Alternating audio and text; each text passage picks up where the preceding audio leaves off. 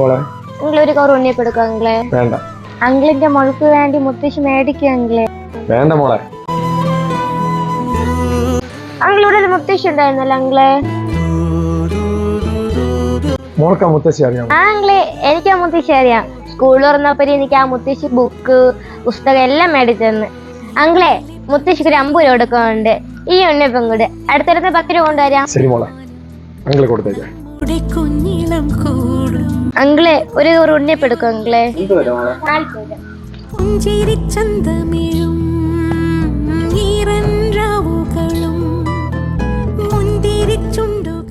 അമ്മ, എനിക്ക് പറയാൻ പറ്റണില്ല അമ്മ. അമ്മ പോയെന്ന്.